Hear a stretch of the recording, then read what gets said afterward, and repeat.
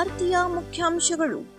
ಶಿರಸಿ ನಗರದ ದೊಂಡಶಿ ನಗರದಲ್ಲಿ ನೂತನವಾಗಿ ಆರಂಭಗೊಂಡ ಬಚ್ಪನ್ ಪ್ಲೇ ಸ್ಕೂಲ್. ವಿದ್ಯಾರ್ಥಿಗಳಿಗಾಗಿ ಉಚಿತ ಕಾರ್ಯಾಗಾರ. ಸಂಸ್ಕೃತಿ ಟ್ರಸ್ಟ್ ಸಹಯೋಗದಲ್ಲಿ ರಾಷ್ಟ್ರ ಸೇವಿಕಾ ಸಮಿತಿ. ಬೆಂಗಳೂರಿನಲ್ಲಿ ಮೇ 6ರಂದು ರಾಜ್ಯಮಟ್ಟದ ತರಬೇತಿ ಕಾರ್ಯಾಗಾರ. ರವೀಂದ್ರ ನಾಯ್ಕ್. ಜಾತಿಗಣತಿಯನ್ನು ನಡೆಸಲು ಕೇಂದ್ರ ಸರ್ಕಾರ ಕೈಗೊಂಡಿರುವ ನಿರ್ಧಾರವು ಉತ್ತಮವಾಗಿದೆ. ಸಂಸದ ಕಾಗೇರಿ. ಕೇಂದ್ರ ಸರ್ಕಾರದ ಜಾತಿಗಣತಿ ಕ್ರಮ ಸ್ವಾಗತಿಸಿದ ರೂಪಾಲಿ ನಾಯ್ಕ್. ಮಹಿಳೆಯರು ಎಲ್ಲಾ ಕ್ಷೇತ್ರಗಳಲ್ಲೂ ತೊಡಗಿಸಿಕೊಂಡಲ್ಲಿ ಆರ್ಥಿಕ ಸಾಮಾಜಿಕ ಪ್ರಗತಿ ಸಾಧ್ಯ. ಯಾರೂ ವಿದ್ಯೆಯಿಂದ ವಂಚನೆಗೆ ಒಳಗಾಗಬಾರದು ಎಂದು ಅಕ್ಷರ ಸಂತ ಪದ್ಮಶ್ರೀ ಪ್ರಶಸ್ತಿ ಪುರಸ್ಕೃತ ಹಾರಿಕಲ್ ಹಾಜಪ್ಪ ಆಶಿಸಿದರು. ಬುಧವಾರ ನಗರದ ದುಂಡುಶಿ ನಗರದಲ್ಲಿ ನೂತನವಾಗಿ ಆರಂಭಗೊಂಡ ಜಾಗೃತಿ ಫೌಂಡೇಶನ್ ಬಚ್ಪನ್ ಪ್ಲೇ ಸ್ಕೂಲ್ ಅನ್ನು ಉದ್ಘಾಟಿಸಿ ಮಾತನಾಡಿದರು. ಮಕ್ಕಳು ವಿದ್ಯೆಯಿಂದ ವಂಚಿತರಾಗಬಾರದು ಎಂಬ ಉದ್ದೇಶದಿಂದ ಹಲವರ ಸಹಕಾರದೊಂದಿಗೆ ಶಾಲೆಯನ್ನು ತೆರೆದಿದ್ದನ್ನು ನೆನಪಿಸಿದ ಅವರು, ಮಕ್ಕಳು ವಿದ್ಯೆಯಿಂದ ವಂಚಿತರಾಗಬಾರದು. ಇಂದು ಇಂತಹ ಬಹುದೊಡ್ಡ ಶಾಲೆಯ ಉದ್ಘಾಟನೆ ಮಾಡಿರುವುದು ಖುಷಿಯಾಗಿದೆ ಎಂದರು. ಬಚ್ಪನ್ ಫೌಂಡೇಶನ್ನ ಜನರಲ್ ಮ್ಯಾನೇಜರ್ ಶಾಹದ್, ಬಚ್ಪನ್ ಶಾಲೆ ಆಧುನಿಕ ಸೌಲಭ್ಯಗಳ ಜೊತೆ ಶಿಕ್ಷಣ ಕೊಡಲಿದೆ ಎಂದರು. ಯಕ್ಷಗಾನ ಕಲಾವಿದೆ ತುಳಸಿ ಹೆಗಡೆ, ಶಿಕ್ಷಣ ಹಾಗೂ ಸಂಸ್ಕಾರ ನೀಡುವ ನೆಲೆ ಬಚ್ಪನ್ ಆಗಲಿ ಎಂದರು. ಜಾಗೃತಿ ಫೌಂಡೇಶನ್ ಅಧ್ಯಕ್ಷ ಪ್ರೊಫೆಸರ್ ಎಂ ಹೆಗಡೆ ಬಕ್ಕಳ ಅಧ್ಯಕ್ಷತೆ ವಹಿಸಿ, ಜಾಗೃತಿ ಫೌಂಡೇಶನ್ನ ಇತಿಹಾಸದಲ್ಲಿ ಇದೊಂದು ಮಹತ್ವಪೂರ್ಣ ದಿನವಾಗಿದೆ. ಹಣ್ಣನ್ನು ಮಾರಿ ಶಾಲೆಯನ್ನು ಕಟ್ಟಿದ ಹಾಜಪ್ಪ ಅವರು ಶಾಲೆಯನ್ನು ಉದ್ಘಾಟಿಸಲಿದ್ದಾರೆ ಎಂದರು. ಈ ಸಂದರ್ಭದಲ್ಲಿ ಜಾಗೃತಿ ಫೌಂಡೇಶನ್ನ ಟ್ರಸ್ಟಿ ಸಿಎ ಅಂಜನಾ ಶೆಟ್ಟಿ, ಕಾರ್ಯದರ್ಶಿ ಸಿಎ ಮಂಜುನಾಥ್ ಎಸ್ ಶೆಟ್ಟಿ ಸೇರಿದಂತೆ ಹಲವರು ಇದ್ದರು. ಕಿರಣ್ ಭಟ್ ಹಾಗೂ ಪ್ರತಿಮಾ ಸ್ವಾದಿ ನಿರ್ವಹಿಸಿದರು.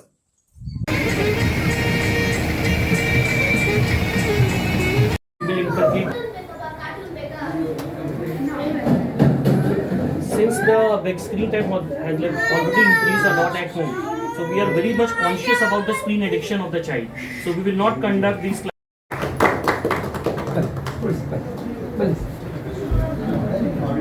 Welcome to the smart class. Welcome to the AV room, that is audio visual room.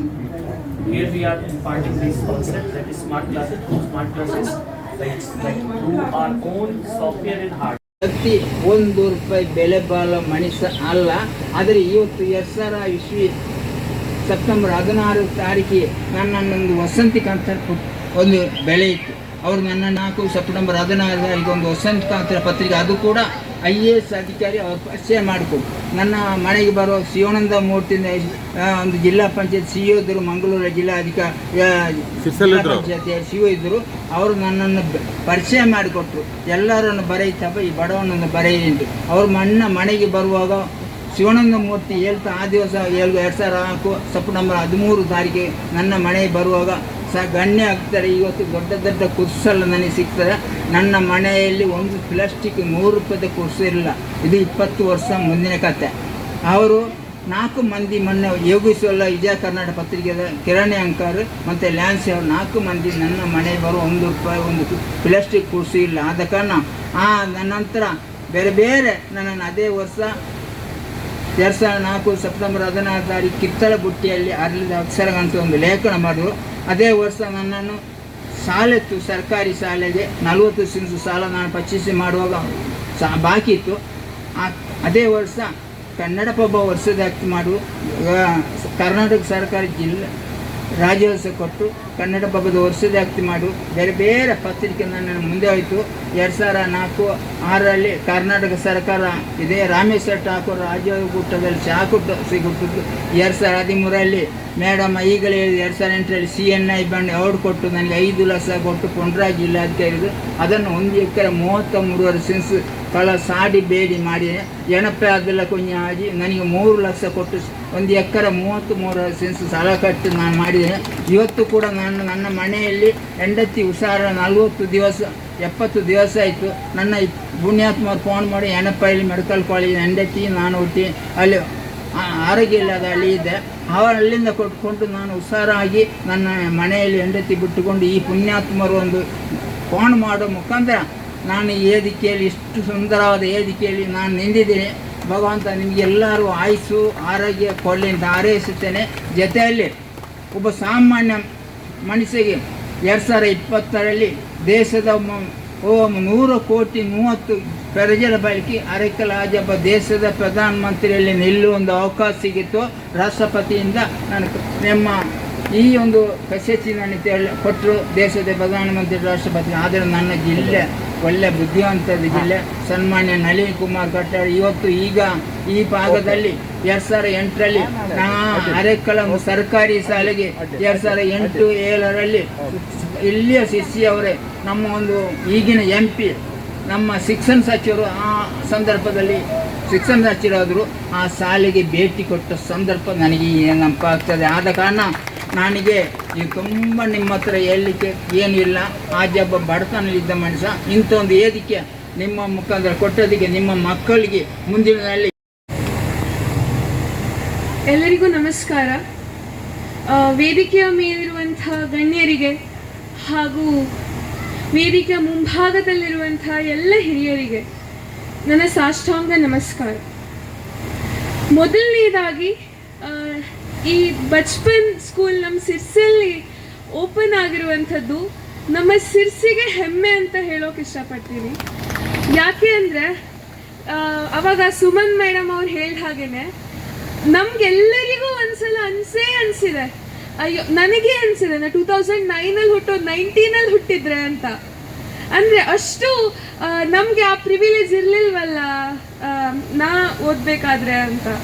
ಅಷ್ಟು ಚೆನ್ನಾಗಿ ಇಲ್ಲಿ ಇದಿದೆ, ಅಂದರೆ ಅಷ್ಟು ವ್ಯವಸ್ಥಿತವಾಗಿದೆ. ಹಾಗೆ ನನ್ನನ್ನು ಇಲ್ಲಿ ಕರೆಸಿ ಇಷ್ಟು ಒಳ್ಳೆಯ ಅವಕಾಶವನ್ನು ಕೊಟ್ಟಂತಹ MS ಶೆಟ್ಟಿ ಸರ್ ಅವರು ಹಾಗೂ ಅಂಜನಾ ಮೇಡಮ್ ಅವ್ರು ಹೇಳಿದರು ನಮ್ಮ ಮನೆ ಮಗಳು ಅಂತ. ನೀವು ಯಾವತ್ತೂ ನಮ್ಮ ಮನದಲ್ಲಿದ್ದೀರಿ ಸರ್, ಯಾವತ್ತೂ ಕೂಡ. ಹಾಗಾಗಿ ಈ ಅವಕಾಶಕ್ಕಾಗಿ ನಿಮಗಿಬ್ಬರಿಗೆ ಧನ್ಯವಾದಗಳನ್ನು ತಿಳಿಸ್ತೇನೆ. ನಿಮ್ಮೆಲ್ಲರ ಪರ್ಮಿಷನ್ ಇದ್ರೆ ಒಂದು ಕತೆ ಹೇಳ, ಸಣ್ಣ ಕತೆ, ತುಂಬ ಹೊತ್ತು ತಗೊಳ್ಳಲ್ಲ, ಹೇಳ. ಓಕೆ. 3 ಜನ ಸ್ನೇಹಿತರಿರ್ತಾರೆ, ABC ಅಂತ ಇಟ್ಕೊಳ್ಳೋಣ. A ತುಂಬ ಬಡವ, B ತುಂಬ ರಿಚ್, ಆದರೆ C ಮಿಡಲ್ ಕ್ಲಾಸ್ ಅಂತ ಹೇಳ್ತೀವಲ್ಲ ಹಾಗೆ. ಅವ್ರು 3 ಜನ ಇದ್ದಾರಲ್ಲ, ಅವ್ರು ತುಂಬ ಒಳ್ಳೆ ಗೆಳೆಯರು, ಯಾವಾಗಲೂ ಒಟ್ಟಿಗೆ ಇರ್ತಿದ್ರು. A ಬಡವ ಆದರೂ ಕೂಡ ಅವನಲ್ಲಿ ತುಂಬ ಒಳ್ಳೆ ಸಂಸ್ಕಾರ ಇತ್ತು, ವೆಲ್ ಕಲ್ಚರ್ಡ್ ಅಂತ ಹೇಳ್ತೀವಲ್ಲ ಹಾಗೆ, ತುಂಬ ಒಳ್ಳೆ ಸಂಸ್ಕಾರ. B ತುಂಬ ರಿಚ್, ತುಂಬ ಶ್ರೀಮಂತ, ಆದರೆ ಮನ್ಸಲ್ಲಿ ಒಂದು ಈಗೋ ಇರುತ್ತಲ್ವಾ, ಎಲ್ಲರಿಗೂ ಇರೋಲ್ಲ, ಆದರೆ ರಿಚ್ ತಾವು ಅಂತ ಆ ಥರ ಒಂದು ಮೈಂಡ್ ಸೆಟ್ ಇತ್ತು, ಒಂಚೂರು ಸಂಸ್ಕಾರ ಇರಲಿಲ್ಲ. C ಮಿಡಲ್ ಕ್ಲಾಸ್ ಅವನಾಗಿದ್ದ, ಒಳ್ಳೆ ಸಂಸ್ಕಾರನೂ ಇತ್ತು, ಹೀಗೆ ನೆಟ್ಕೊಂಡು ಹೋಗ್ತಿತ್ತು ಅವ್ರ ಫ್ರೆಂಡ್ಶಿಪ್. ಹೀಗೆ ತುಂಬ ದಿನ ಆಯಿತು. ಆಮೇಲೆ ಎಲ್ಲರೂ ಬೇರೆ ಬೇರೆ ಆಗಿಬಿಟ್ರು. ಅವ್ರ 3 ಜನಕ್ಕೆ ಅದೇ ಊರಿನ ಒಂದು ಹುಡುಗಿ ಆಶಾ ಅಂತ ಒಬ್ಳು ಗೆಳತಿ ಇದ್ಲು. ಅವಳಿಗೆ ತನ್ನ ಗೆಳೆಯರನ್ನೆಲ್ಲ ಒಂದ್ಸಲ ನೋಡಬೇಕು ಅಂತ ಆಸೆ ಆಯಿತು. ಹಾಗೆ ಒಂದ್ಸಲ ಎಲ್ಲರನ್ನೂ ಕರೆಸಿ ನೀವೇನು ಮಾಡ್ತಿದ್ದೀಯಾ ಅಂತ ಕೇಳ್ತಾರೆ, ಯಾಕಂದರೆ ತುಂಬ ವರ್ಷ ಆದಮೇಲೆ ಸಿಕ್ಕಿದ್ದಲ್ವ, ಹಾಗಾಗಿ ನೀನೇನು ಮಾಡ್ತಿದ್ಯಾ ಅಂತ ಕೇಳಿದ್ರು. ಆವಾಗ A ಹೇಳ್ತಾನೆ, ನಾನು ಕೂಲಿ ಮಾಡ್ತಾ ಇದ್ದೀನಿ, ಆದರೆ ಅಪ್ಪ ಅಮ್ಮನ ನೋಡ್ಕೊಳ್ತಾ ಇದ್ದೀನಿ ಚೆನ್ನಾಗಿ ಅಂತ ಹೇಳ್ತಾನೆ. B ರಿಚ್ ಆಗಿರ್ತಾನೆ, ಆದರೆ ಅವನು ಯಾವ್ಯಾವುದೋ ಬಿಸ್ನೆಸ್ಸಲ್ಲಿ ತೊಡಕೊಂಡು ಎಲ್ಲವನ್ನ ಲಾಸ್ ಮಾಡಿಕೊಂಡು ಅಪ್ಪ ಅಮ್ಮನ ವೃದ್ಧಾಶ್ರಮಕ್ಕೆ ಸೇರಿಸಿಬಿಟ್ಟಿರ್ತಾನೆ. C ಮಿಡಲ್ ಕ್ಲಾಸ್ ಅವನಾಗಿರ್ತಾನಲ್ವಾ, ಒಳ್ಳೆ ವಿದ್ಯೆಯನ್ನು ಪಡೆದು ಉತ್ತಮ ಸಂಸ್ಕಾರವನ್ನು ಹೊಂದಿರ್ತಾನೆ, ಹಾಗೆ ಒಳ್ಳೆಯ ವಿದ್ಯೆಯನ್ನು ಪಡೆದು ಈಗ ಒಬ್ಬ ದೊಡ್ಡ ವ್ಯಕ್ತಿ ಆಗಿರ್ತಾನೆ. ಈಗ ನಾವಿದ್ರಿಂದ ಏನು ತಿಳ್ಕೊಂಡ್ವಿ ಹಾಗಾದ್ರೆ?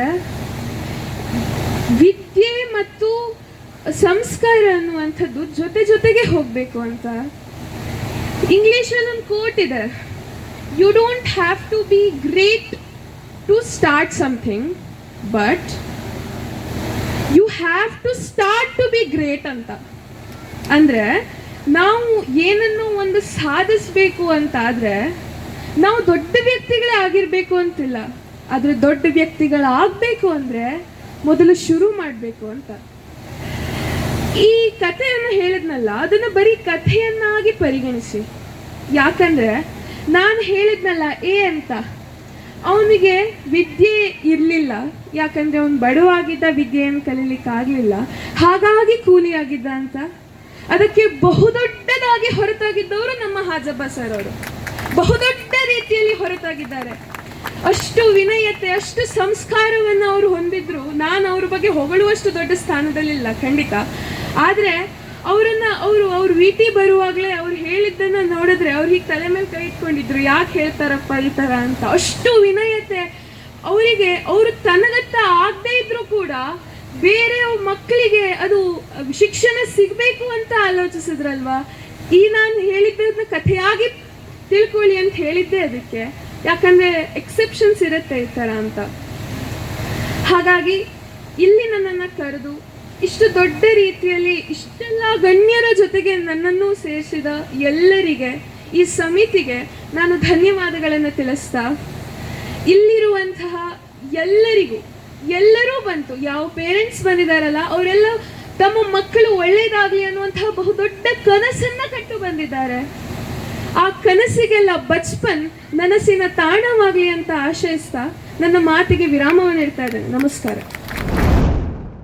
ನಗರದ ಪ್ರಗತಿ ಪಥ ಫೌಂಡೇಶನ್ನ ಭಾಗವಾದ ಸತ್ಯಂ ಅಕಾಡೆಮಿ ಕೋಚಿಂಗ್ ಇನ್ಸ್ಟಿಟ್ಯೂಟ್ ದಿನಾಂಕ 3/5/2025 ಶನಿವಾರ ವಿದ್ಯಾರ್ಥಿಗಳಿಗಾಗಿ ಉಚಿತ ಕಾರ್ಯಾಗಾರವನ್ನು ರೋಟರಿ ಸಭಾಭವನದಲ್ಲಿ ಹಮ್ಮಿಕೊಂಡಿದೆ.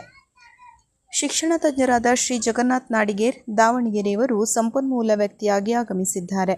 ವಿದ್ಯಾರ್ಥಿಯ ಸಮಗ್ರ ಕಲಿಕೆಗೆ ಸವಾಲುಗಳು ಹಾಗೂ ಸೂಕ್ತ ತಯಾರಿ ಮಾರ್ಗಗಳು ಈ ವಿಷಯದ ಮೇಲೆ ನಡೆಯುವ ಒಂದು ದಿನದ ಕಾರ್ಯಾಗಾರ ಇದಾಗಿದೆ. ಉದ್ಘಾಟಕರಾಗಿ ಶಿರಸಿಯ ಮಕ್ಕಳ ತಜ್ಞರಾದ ಡಾಕ್ಟರ್ ದಿನೇಶ್ ಹೆಗ್ಡೆ, ನಿವೃತ್ತ ಪ್ರಾಚಾರ್ಯರಾದ ಶ್ರೀ ಕೆ.ಎನ್. ಹೊಸಮನಿ, ರೋಟರಿ ಸದಸ್ಯರಾದ ಶ್ರೀ ಶ್ರೀನಿವಾಸ್ ನಾಯ್ಕ್ ಮೊದಲಾದವರು ಪಾಲ್ಗೊಳ್ಳಲಿದ್ದಾರೆ. ಭಾಗವಹಿಸಲಿಚ್ಛಿಸುವವರು 63 62 91 42 28 ಈ ನಂಬರಿಗೆ ಕರೆ ಮಾಡಿ ಮುಂಚಿತವಾಗಿ ರಿಜಿಸ್ಟ್ರೇಷನ್ ಮಾಡಿಕೊಳ್ಳುವುದು ಕಡ್ಡಾಯವಾಗಿರುತ್ತದೆ. ಸಂಪೂರ್ಣ ಉಚಿತ ಕಾರ್ಯಾಗಾರ ಇದಾಗಿದ್ದು ವಿದ್ಯಾರ್ಥಿಗಳು, ಪಾಲಕರು ಹಾಗೂ ಶಿಕ್ಷಕರು ಪ್ರಯೋಜನ ಪಡೆದುಕೊಳ್ಳಬಹುದಾಗಿದೆ ಎಂದು ಸತ್ಯಂ ಅಕಾಡೆಮಿಯ ನಿರ್ದೇಶಕರಾದ ಡಾಕ್ಟರ್ ಸತೀಶ್ ಕುಮಾರ್ ನಾಯ್ಕ್ ಇವರು ಪ್ರಕಟಣೆಯಲ್ಲಿ ತಿಳಿಸಿದ್ದಾರೆ. ಸಂಸ್ಕೃತಿ ಟ್ರಸ್ಟ್ ಸಹಯೋಗದಲ್ಲಿ ರಾಷ್ಟ್ರ ಸೇವಿಕಾ ಸಮಿತಿ ವಿಜಯನಗರ ಪ್ರಾಂತದ ಸಮಿತಿ ಶಿಕ್ಷಾ ವರ್ಗವು ಏಪ್ರಿಲ್ 18ರಿಂದ ನಗರದ ಕೂರ್ಸೆ ಕಾಂಪೌಂಡ್ನ ಮಹಾದೇವ ಭಟ್ ಕೂರ್ಸೆ ಕಿವುಡು ಮಕ್ಕಳ ವಸತಿ ಶಾಲೆಯಲ್ಲಿ ನಡೆಯುತ್ತಿದೆ. ಶಿಕ್ಷಾ ವರ್ಗದ ಸಮಾರೋಪ ಸಮಾರಂಭವನ್ನು ಮೇ 3 ಶನಿವಾರದಂದು ಸಂಜೆ 5:30ರಿಂದ ನಗರದ ವಿಕಾಸಾಶ್ರಮ ಮೈದಾನದಲ್ಲಿ ಆಯೋಜಿಸಲಾಗಿದೆ. ಸಭಾ ಕಾರ್ಯಕ್ರಮದ ಪೂರ್ವದಲ್ಲಿ ಸಂಜೆ 4:30ರಿಂದ ರಾಷ್ಟ್ರ ಸೇವಿಕಾ ಸಮಿತಿ ಸೇವಿಕೆಯವರಿಂದ ಘೋಷ ಸಹಿತ ಪಥಸಂಚಲನ ನಡೆಯಲಿದ್ದು ನಗರದ ಹನುಮಾನ್ ವ್ಯಾಯಾಮ ಶಾಲೆ ಮೈದಾನದಿಂದ ಪ್ರಾರಂಭಗೊಳ್ಳಲಿದೆ. 5 ರಸ್ತೆ ವೃತ್ತ ಮೂಲಕ ಶಿವಾಜಿ ಚೌಕ, ಪೋಸ್ಟ್ ಆಫೀಸ್ ವೃತ್ತ, ಸಿಪಿ ಬಜಾರ್, ಬಸ್ತಿಗಲ್ಲಿ, ದೇವಿಕೆರೆ, ಹೊಸಪೇಟೆ ರಸ್ತೆ, ಅಶ್ವಿನಿ ಸರ್ಕಲ್ ಮುಖಾಂತರ ವಿಕಾಸಾಶ್ರಮ ಮೈದಾನದಲ್ಲಿ ಕೊನೆಗೊಳ್ಳಲಿದೆ. ಸಭಾ ಕಾರ್ಯಕ್ರಮದಲ್ಲಿ ವಿಜಯನಗರ ಪ್ರಾಂತ ಕಾರ್ಯವಾಹಿಕ ಮಾವೇದ ಕುಲಕರ್ಣಿ ಮುಖ್ಯ ವಕ್ತಾರರಾಗಿ ಉಪಸ್ಥಿತರಿರಲಿದ್ದು ಅಧ್ಯಕ್ಷತೆಯನ್ನು ಪ್ರಸೂತಿ ತಜ್ಞೆ ಡಾಕ್ಟರ್ ಸ್ವಾತಿ ವಿನಾಯಕ್ ವಹಿಸಲಿದ್ದಾರೆ. ಇದೇ ವೇಳೆ ವಿದ್ಯಾರ್ಥಿಗಳಿಂದ ಘೋಷ್ ಪ್ರಾತ್ಯಕ್ಷಿಕೆ, ಯೋಗಾಸನ, ದಂಡ ಪ್ರಾತ್ಯಕ್ಷಿಕೆ, ನಿಯುದ್ಧ ಯುಷ್ಟಿ ಹಾಗೂ ಯೋಗ್ ಚಾಪ್ ಪ್ರಾತ್ಯಕ್ಷಿಕೆಯೂ ನಡೆಯಲಿದೆ.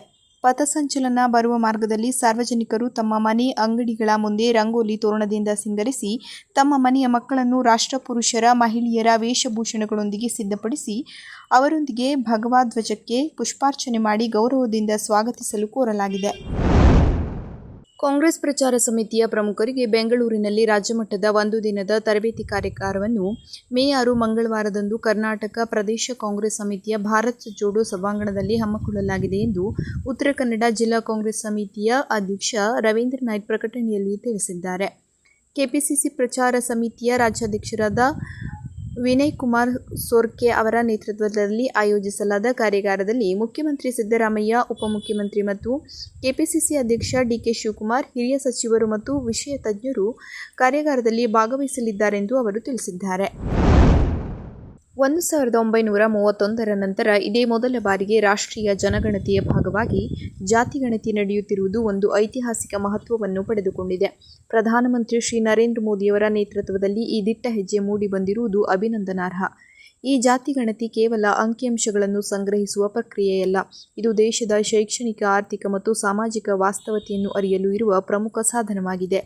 ಯಾವ ಸಮುದಾಯಗಳು ಅಭಿವೃದ್ಧಿಯ ಮುಖ್ಯವಾಹಿನಿಯಿಂದ ಹಿಂದೆ ಉಳಿದಿದೆ, ಯಾವ ಪ್ರದೇಶದಲ್ಲಿ ಹೆಚ್ಚಿನ ಗಮನ ನೀಡಬೇಕಾಗಿದೆ ಎಂಬುದನ್ನು ಗುರುತಿಸಲು ಈ ದತ್ತಾಂಶವು ಅತ್ಯಂತ ಸಹಕಾರಿಯಾಗಿದೆ. ಭವಿಷ್ಯದ ಯೋಜನೆಗಳನ್ನು ರೂಪಿಸಲು ಈ ಗಣತಿಯು ಒಂದು ಬಲವಾದ ಅಡಿಪಾಯವನ್ನು ಒದಗಿಸಲಿದೆ. ಶಿಕ್ಷಣ, ಉದ್ಯೋಗ, ಆರೋಗ್ಯ ಮತ್ತು ಸಾಮಾಜಿಕ ನ್ಯಾಯಕ್ಕೆ ಸಂಬಂಧಿಸಿದಂತೆ ಸೂಕ್ತವಾದ ನೀತಿಗಳನ್ನು ರೂಪಿಸಲು ಮತ್ತು ಅವುಗಳನ್ನು ಪರಿಣಾಮಕಾರಿಯಾಗಿ ಅನುಷ್ಠಾನಗೊಳಿಸಲು ಈ ದತ್ತಾಂಶವು ನಿರ್ಣಾಯಕ ಪಾತ್ರವನ್ನು ವಹಿಸುತ್ತದೆ. ಸಮಗ್ರ ಮತ್ತು ನ್ಯಾಯಯುತ ಸಮಾಜವನ್ನು ನಿರ್ಮಿಸುವಲ್ಲಿ ಈ ಮಾಹಿತಿಯು ಮಹತ್ವದ ಕೊಡುಗೆ ನೀಡಲಿದೆ. ಇದಲ್ಲದೆ ಈ ಬಾರಿ ಜನಗಣತಿ ಮತ್ತು ಜಾತಿಗಣತಿಯ ಪ್ರಕ್ರಿಯೆಯು ಸಂಪೂರ್ಣವಾಗಿ ಡಿಜಿಟಲ್ ಮಾದರಿಯಲ್ಲಿ ನಡೆಯುತ್ತಿರುವುದು ಒಂದು ಪ್ರಮುಖ ಬದಲಾವಣೆಯಾಗಿದೆ. ಇದರಿಂದ ದತ್ತಾಂಶ ಸಂಗ್ರಹಣೆ ಮತ್ತು ವಿಶ್ಲೇಷಣೆಯ ಪ್ರಕ್ರಿಯೆಯು ಹೆಚ್ಚು ಅಧಿಕೃತ, ವೈಜ್ಞಾನಿಕ ಮತ್ತು ಪಾರದರ್ಶಕವಾಗಿರುತ್ತದೆ. ಪ್ರತಿಯೊಬ್ಬ ಪ್ರಜೆಯೂ ತಮ್ಮ ಮಾಹಿತಿಯನ್ನು ವೈಯಕ್ತಿಕವಾಗಿ ಸಲ್ಲಿಸುವ ಅವಕಾಶವನ್ನು ಹೊಂದಿರುವುದು ಈ ಪ್ರಕ್ರಿಯೆಯ ವಿಶ್ವಾಸಾರ್ಹತೆಯನ್ನು ಹೆಚ್ಚಿಸುತ್ತದೆ. ಒಟ್ಟಾರೆಯಾಗಿ ಈ ಜಾತಿ ಗಣತಿಯು ಕೇವಲ ಒಂದು ಸಂಖ್ಯೆಯ ಆಟವಲ್ಲ, ಬದಲಾಗಿ ಇದು ಸಮಾಜದ ಕಟ್ಟಕಡೆಯ ವ್ಯಕ್ತಿಯ ಅಭಿವೃದ್ಧಿಯನ್ನು ಗುರಿಯಾಗಿಟ್ಟುಕೊಂಡಿರುವ ಒಂದು ಮಹತ್ವದ ಹೆಜ್ಜೆಯಾಗಿದೆ. ಪ್ರಧಾನಿ ನರೇಂದ್ರ ಮೋದಿ ನೇತೃತ್ವದ ಕೇಂದ್ರ ಸರ್ಕಾರ ಜಾತಿ ಗಣತಿ ನಡೆಸುವ ಐತಿಹಾಸಿಕ ತೀರ್ಮಾನ ಕೈಗೊಂಡಿರುವುದು ಸ್ವಾಗತಾರ್ಹ ಸಂಗತಿಯಾಗಿದೆ. 94 ವರ್ಷಗಳ ತರುವಾಯ ಜನಗಣತಿಯ ಜೊತೆ ಜಾತಿಗಣತಿ ನಡೆಯುತ್ತಿದೆ ಎಂದು ಬಿಜೆಪಿ ರಾಜ್ಯ ಉಪಾಧ್ಯಕ್ಷೆ, ಕಾರವಾರ ಅಂಕೋಲಾ ವಿಧಾನಸಭಾ ಕ್ಷೇತ್ರದ ಮಾಜಿ ಶಾಸಕಿ ರೂಪಾಲಿ ಎಸ್. ನಾಯ್ಕ್ ತಿಳಿಸಿದ್ದಾರೆ. 1931ರಲ್ಲಿ ಬ್ರಿಟಿಷರು ಜಾತಿಗಣತಿ ನಡೆಸಿದ್ದರು. ಅದಾದ ನಂತರ ಸುದೀರ್ಘಾವಧಿಗೆ ಕಾಂಗ್ರೆಸ್ ದೇಶದ ಆಡಳಿತ ನಡೆಸಿದರೂ ಜಾತಿಗಣತಿ ನಡೆಸಲು ಮುಂದಾಗಲಿಲ್ಲ. ಈಗ ನರೇಂದ್ರ ಮೋದಿ ನೇತೃತ್ವದ ಕೇಂದ್ರ ಸರ್ಕಾರ ಜಾತಿಗಣತಿ ನಡೆಸಲು ಮುಂದಾಗಿದೆ. ಇದರಿಂದ ತುಳಿತಕ್ಕೆ ಒಳಗಾದವರಿಗೆ ನ್ಯಾಯ ದೊರಕಿಸಿಕೊಡಲು ಸಾಧ್ಯವಾಗಲಿದೆ. ಜಾತಿಗಣತಿ ನಡೆಸಲು ತೀರ್ಮಾನಿಸಿರುವುದಕ್ಕೆ ಪ್ರಧಾನಿ ನರೇಂದ್ರ ಮೋದಿ ಅವರಿಗೆ ಹಾಗೂ ಕೇಂದ್ರ ಸರ್ಕಾರಕ್ಕೆ ಅಭಿನಂದನೆಗಳನ್ನು ಸಲ್ಲಿಸುವುದಾಗಿ ರೂಪಾಲಿ ಎಸ್. ನಾಯ್ಕ್ ತಿಳಿಸಿದ್ದಾರೆ. ಮಹಿಳೆಯರು ಎಲ್ಲ ಕ್ಷೇತ್ರಗಳಲ್ಲೂ ತೊಡಗಿಸಿಕೊಂಡಲ್ಲಿ ಆರ್ಥಿಕ, ಸಾಮಾಜಿಕ ಹಾಗೂ ರಾಜಕೀಯವಾಗಿ ಅಭಿವೃದ್ಧಿ ಹೊಂದುವ ಮೂಲಕ ದೇಶದ ಪ್ರಗತಿ ಕಾಣಲು ಸಾಧ್ಯ ಎಂದು ಶ್ರೀ ಕ್ಷೇತ್ರ ಧರ್ಮಸ್ಥಳ ಗ್ರಾಮಾಭಿವೃದ್ಧಿ ಯೋಜನೆಯ ಜಿಲ್ಲಾ ನಿರ್ದೇಶಕ ದಿನೇಶ್ ಎಂ. ಅಭಿಪ್ರಾಯಪಟ್ಟರು. ತಾಲೂಕಿನ ಗಣೇಶನಗರ ಪ್ರೌಢಶಾಲಾ ಸಭಾಭವನದಲ್ಲಿ ಗ್ರಾಮಾಭಿವೃದ್ಧಿ ಯೋಜನೆಯ ವತಿಯಿಂದ ನೂತನ ಅಭಿವೃದ್ಧಿ ಮಹಿಳಾ ಜ್ಞಾನ ವಿಕಾಸ ಕೇಂದ್ರವನ್ನು ಉದ್ಘಾಟಿಸಿ ಮಾತನಾಡಿದ ಅವರು, ಎಲ್ಲ ಕ್ಷೇತ್ರಗಳಲ್ಲೂ ಮಹಿಳೆಯರ ಸಮಗ್ರ ಪಾಲ್ಗೊಳ್ಳುವಿಕೆಯಿಂದ ಮಾತ್ರ ದೇಶ ಪ್ರಗತಿಯತ್ತ ನಡೆಯಲು ಸಾಧ್ಯ. ಹಳ್ಳಿಗಳ ದೇಶವಾಗಿರುವ ಭಾರತದಲ್ಲಿ ಗ್ರಾಮೀಣರ ಬದುಕು ಸುಧಾರಿಸುವಲ್ಲಿ ಅಭಿವೃದ್ಧಿ ಮರೀಚಿಕೆಯಾಗಿದೆ. ಮಹಿಳೆಯರು ತಮ್ಮ ಕುಟುಂಬದಲ್ಲಿ ಸ್ವಂತ ನಿರ್ಧಾರ ತೆಗೆದುಕೊಳ್ಳುವ ಶಕ್ತಿ ನೀಡುವ ಉದ್ದೇಶದಿಂದ ಮಹಿಳಾ ಜ್ಞಾನ ವಿಕಾಸ ಕೇಂದ್ರವನ್ನು ಆರಂಭಿಸಲಾಗುತ್ತಿದೆ. ವೀರೇಂದ್ರ ಹೆಗ್ಗಡೆಯವರ ಧರ್ಮಪತ್ನಿ ಹೇಮಾವತಿ ಹೆಗ್ಗಡೆಯವರ ಆಶಯದಂತೆ ಮಹಿಳೆಯರ ಆರ್ಥಿಕ, ಬೌದ್ಧಿಕ, ಸಾಮಾಜಿಕ ಬಡತನಗಳನ್ನು ದೂರ ಮಾಡುವ ದೃಷ್ಟಿಯಿಂದ ಜ್ಞಾನ ವಿಕಾಸ ಕೇಂದ್ರಗಳನ್ನು ತೆರೆಯಲಾಗುತ್ತಿದೆ. ಮಹಿಳೆಯರಿಗೆ ಸಂಘಟನೆಯ ಮೂಲಕ ಶಿಕ್ಷಣ, ಆರ್ಥಿಕ ನೆರವು ನೀಡಿ ನಿರಂತರ ಬದಲಾವಣೆಗೆ ಪ್ರಯತ್ನಿಸಲಾಗುತ್ತಿದೆ.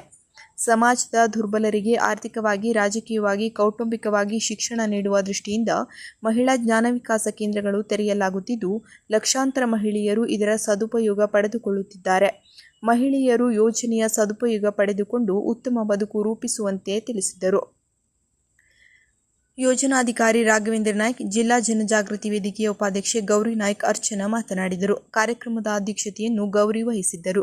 ಕಾರ್ಯಕ್ರಮದಲ್ಲಿ ಮಹಿಳಾ ಜ್ಞಾನ ವಿಕಾಸ ಕೇಂದ್ರದ ತಾಲೂಕು ಸಮನ್ವಯಾಧಿಕಾರಿ ಮಲ್ಲಿಕಾ ಶೆಟ್ಟಿ, ವಿಮಾ ಸಮನ್ವಯಾಧಿಕಾರಿ ರಾಮಕೃಷ್ಣ, ಸೇವಾ ಪ್ರತಿನಿಧಿ ರೋಹಿಣಿ ಹಾಗೂ ಅಭಿವೃದ್ಧಿ ಮಹಿಳಾ ಜ್ಞಾನ ವಿಕಾಸ ಕೇಂದ್ರದ ಸದಸ್ಯರು ಉಪಸ್ಥಿತರಿದ್ದರು.